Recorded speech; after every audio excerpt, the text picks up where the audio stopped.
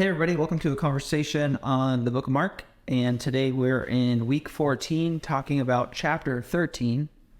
And Rich's computer Don't worry, I'll do it, dude. That's all right. We it's not you per se. Sorry. Didn't mean to be so quick with it. It's fine. And we're back. So Rich, Yeah, Scott. welcome back. Thanks. It's good to be back. Where were you? What? Kim, what have you been working on lately? I know this isn't a trick question. It kind of feels like it. Well, let me be more specific. Okay, yeah, that'd be helpful. More specific. What are some of the things that have to happen in order to move? Oh, I got a really good box. Like a good, you know how like movie box? One box? Yes. Did you say? It has handles. Exactly. He missed it. Wait, you're celebrating, was it really singular? Yes, I got one box. Okay, come on. So why do you want to celebrate with me? So it's just one, it's like a good moving box where it has a lid, so it's not one of those ones that you have to tape down. I hate taping down the boxes because I always think that you can put more things in a box than you can, and then you pick it up and it's sort of staying heavy. Why are you taping? No, like moving boxes, you like usually. Have I been moving wrong? Why are you guys looking at me like I'm crazy? Don't you tape down your boxes when you move? No. Okay, Are you? I don't understand. Foldy. Are you carrying the boxes one at a time by foot? Yes, because I'm the only one moving. She's carrying the single box 1,000 times, I guess. Oh, No. a good box. It's just my first. It's just the first box that I've gotten so far for the move, and I know that I don't. Basically, you're ready. And I sold my couch, and I sold my coffee table, and I sold my little coffee cart thing. And I fit in the box. They wouldn't have gotten it. Anyways, I'm very excited about this box. Okay, and it's gonna work really well for my picture frames. So basically, a lot has to happen to move, and I'm not looking forward to it. And I made a rule when I moved into the place that I'm at now that I wouldn't move for 2 years because I made it 2 years.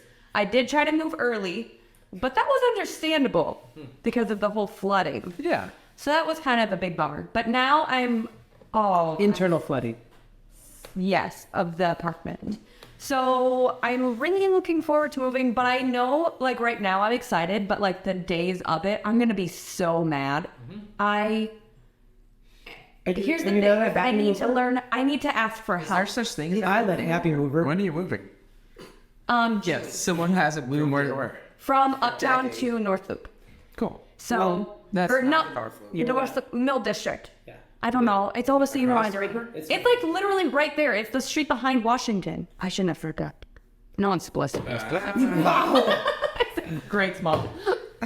That's what you told me. Now Greg's mom knows where you're gonna live. Anyway, no, that's a really long road. Anyway, it's All the fine. military files get shared. What's the building? I mean, stop it. I'm not that stupid. Anyways, I'm gonna ask for help this time because I always move by myself because I'm the one that chose to move, so I need to move things. I know. I'm aware. Let's hear the other two. So I decided I'm gonna ask for help this time. Are you? Yes. When it gets closer. Hello, boy. I already know my plan for a moving truck, and Rich said, "Oh, things can fit in my van," and so Rich also told me that. This is how it's going to happen. Rich, just say ready. Kim was going to text you and say, "Hey, I'm ready to move. I'll be there in 10 minutes." No, I would never do that. I would say this day in 2 weeks. I'm really excited. I think this is gonna be good for me. It's gonna be so on my way. To get help? Yeah. Yeah, where people will look at your stuff and go, No, because I'm gonna double tape those. "Oh, cat sheds a lot." And then you'll say, "I don't have a cat." I don't know if you're gonna need a van for your $1. Just for me to lay down in. Oh. All everyone else is moving my stuff. Oh, this is gonna be like a vacation. Are you You're like right. are you gonna have so much help it's gonna be just like a human train where we just pass the feet? I don't have hardly that many friends. I have you three, Rachel. My other friends are gonna be busy for sure. Rachel, with her broken leg, she'll be No. Well, we've got the cargo bike. But So- if you take the box down, Oh, box. The box. Sorry. That's good. That's good. I won't take the box. I'm so excited. So what are you doing to prepare now? It's got a box. I got my box. I'm selling all my stuff. Wait. I do. How can we make it so that you have more than a box? Is there? I just need to get more boxes. I just haven't needed things. Is it possible to have two? I still have like a month and a half, so I don't want to like a close. Did they say yes to that? Yep. I mean, the one that I looked at yesterday, the move-in isn't until June, so I didn't even have to have that pulled it. Oh, good news. And so then I have like a 3-week overlap, so I don't have to like Yeah. panic. And I've never had that before because I'm always like, I'll just do like a van for 2 days and it'll be fine. And then you're like, oh my gosh, all my belongings are in a van for 2 days, and it's the worst. So I'm learning. Unless you're also living in the van, then it's easy. That's not a bad idea. So to prepare, I am Getting in. selling things. Gonna get some more boxes. I'm gonna have to. Do you want to do a little? Let's do a little commercial for things that you're selling. I don't even know what else I'm selling yet. There's I've sold all a- my stuff so far. So Freezer and ice machine box. that's gonna think about. You have to move it. So that's the other problem with boxes. I've always had to think of like. But if you have help, that's not you that has to do it. Oh. Yeah.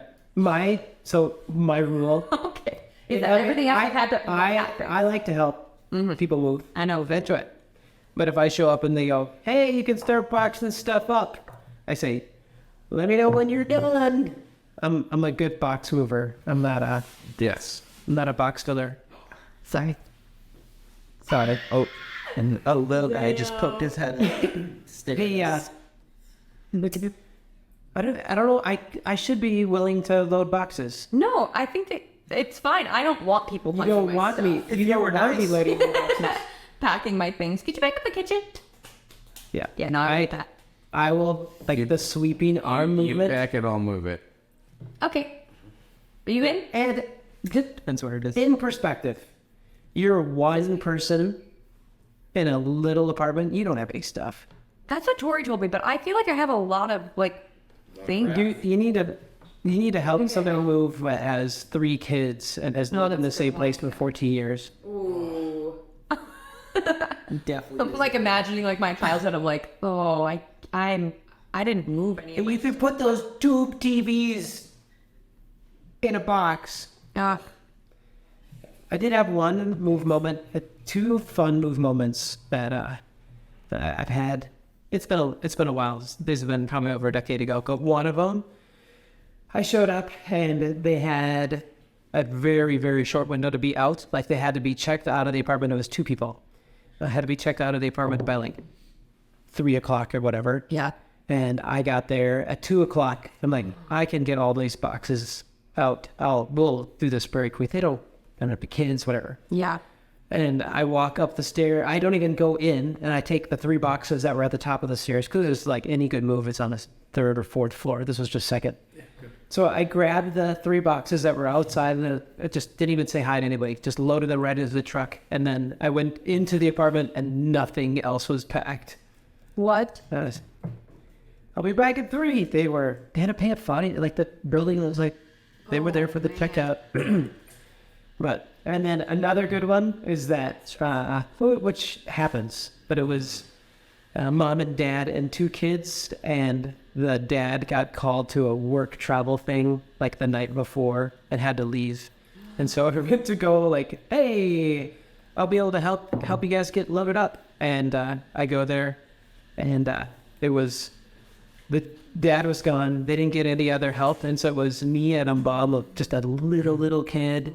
And like a 2-year-old. And so she had to take care of the kids. And so I just had this moment where you do the math and you go, I have to touch everything.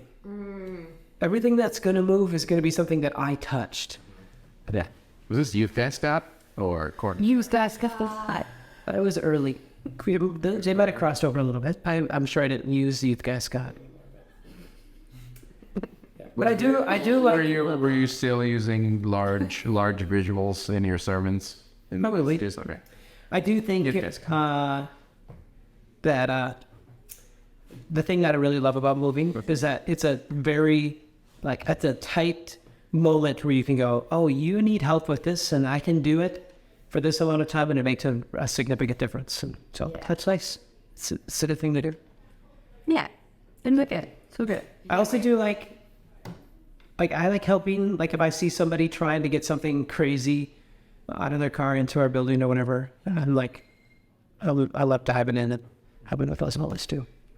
Crawling into the back seat. Yep. I did get caught this like a week ago, 2 weeks ago. I don't know. On Monday, I washed my car, and usually some other cars in my parking garage that my hose will reach, and I got caught washing somebody's car.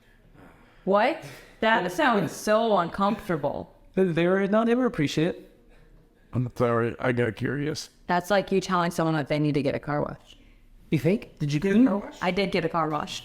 Because it looks very nice. No, I think if I'm gonna wash my car and then I've got all the stuff, it's 7 minutes to wash another car there. It's very nice of you. That's good. It's good stuff. It is. Good. You don't wash strangers' cars? No, but you're also like a different breed. No. You're just so generous. Could not be me. You can do it. Uh, Do you know what you do is you just start washing people's windshields. Like in traffic? What do you mean? Don't mind me. Just on a little walk ski. Just climb up top. Want to piggyback ride? The So preparation. preparation. We today as we get to Mark 13, right? Mm-hmm. Last week it was really a growing theme through the last. I don't know. It's at least half. It's quite a bit. That's really a theme throughout the whole book of what's really the most important. The goal of Mark is introduction to the process of relationship with Jesus, and Mark is not trying to just force us a bunch of information, but just mocking us in the process of struggling.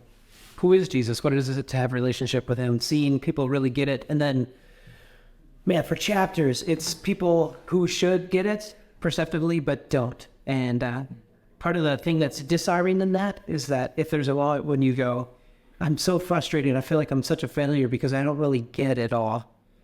Well, I would say if I spent a year or years with the physical presence of Jesus, I would want to get it. Yeah. And here are people that apparently it's not that easy, and it's not. It truly is a lifelong process because they didn't. And so we've again talked quite a bit over the last couple of weeks about what matters most and working in that process. And then Mark does a big.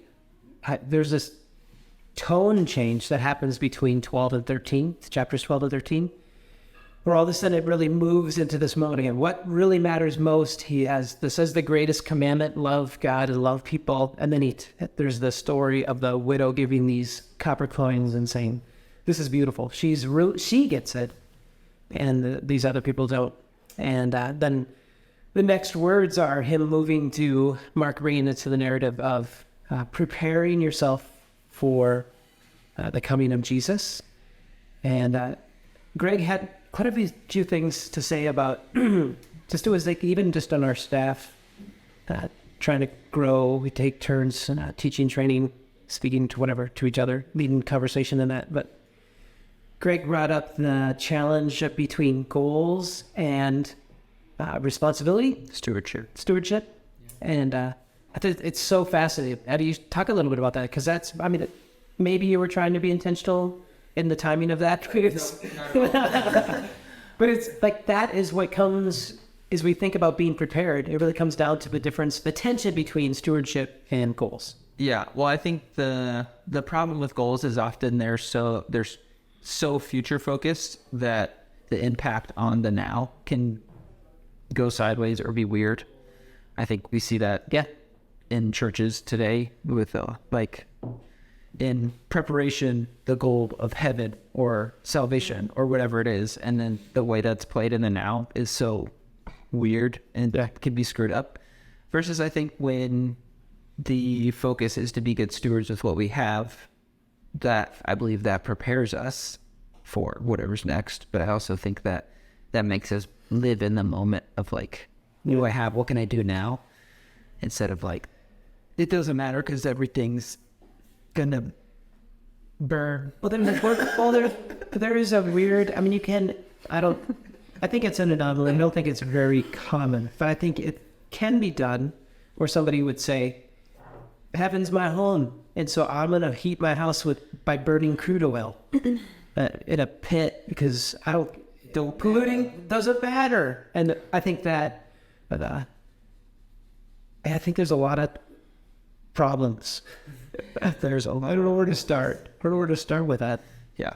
So I think the constant reminder of like, how do we become who we're supposed to be for the future?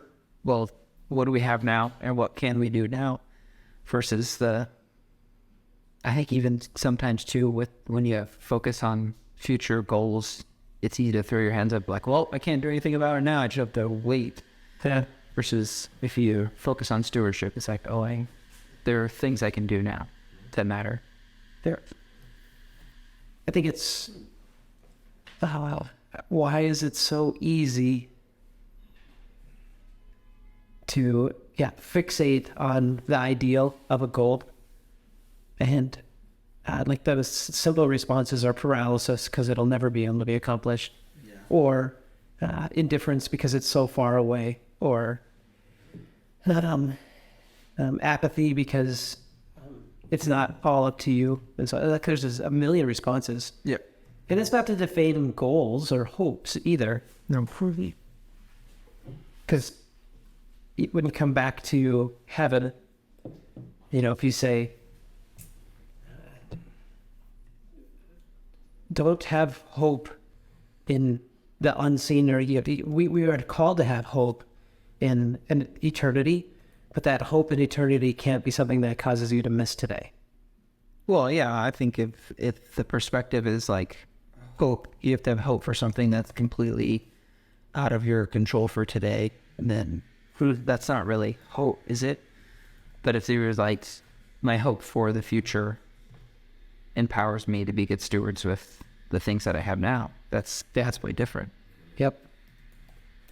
If your apartment of the future. I do. Well, this isn't you, but I do think that often, I do think can be, as a gross stereotype, it can be an uptown thing, which is just happenstance that you happen to live in uptown. Thanks, Kim. It's not my fault. Thanks for being part of the problem. Yeah. But I do think that it's very easy to have, uptown has a higher than normal percentage of people that are in a bridge point in their life. They're going, when I get a real job, and when I move to my real place, and I finish grad school, it's a lot of people are going, life will start later.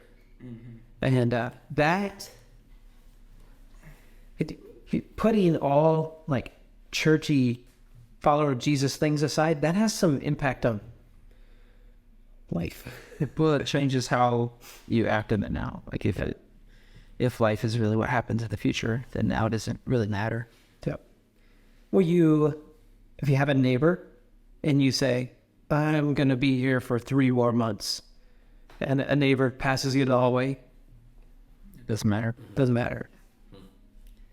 Yeah, there's definitely consequences impact to those things. Yep. And that in a unfair parallel, but it's really the point, is that if you walk by somebody, you say, my home is in heaven, and you walk by somebody, you go, you're not my local. Yeah. Yeah. Oof. That's heavy. It's gross. I mean, that's how this part of scripture is really tough to dig into because of the culturally how the church is communicated, or how Christians have like lived it out.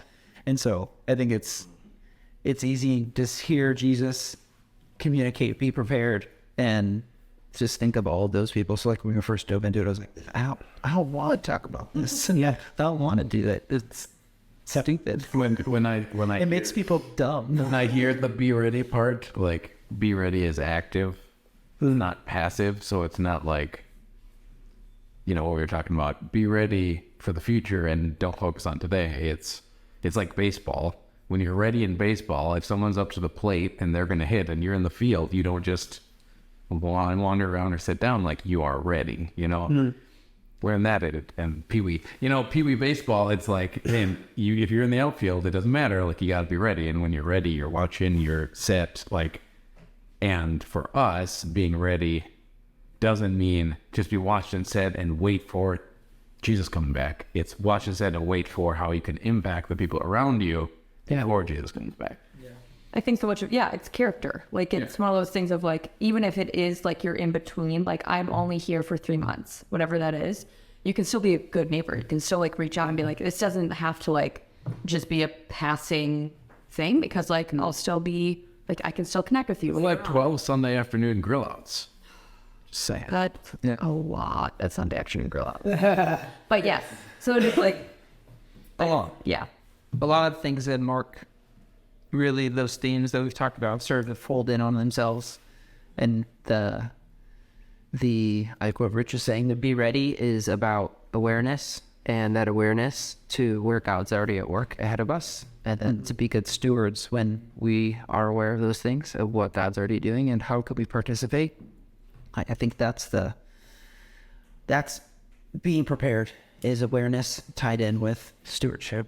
Cumulative, because if you just pick it up at chapter 13 and just go, whoa, I better be ready, and forget about the greatest commandment, forget about the internal readiness as opposed to just the external readiness. The greatest commandment is not to be ready. Yeah. The challenge has to be, it goes back to the other gospels bring a bunch of these narratives to light too, of, again, a thief coming in the night. If you know when they're coming, you're going to be ready. Waiting for a bridegroom, the parable is that if they're long in coming, they're long in not being able to arriving. It's important to have continual and ongoing preparedness. It's good.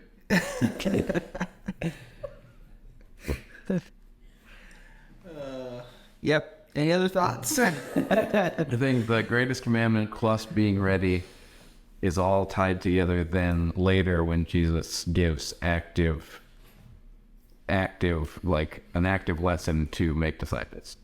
It's all like, okay, love God, love others, be ready, and now the stewardship is care for people, make disciples as you're going, not just in the future when you're like, when I go back, you know. When I come back.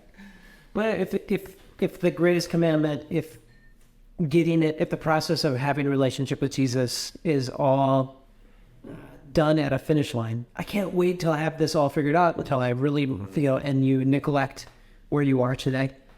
We don't have it all figured out. We're not all perfect. We're not there. But this is at the moment where Jesus looks down at you. Relationship with him is not effective or real.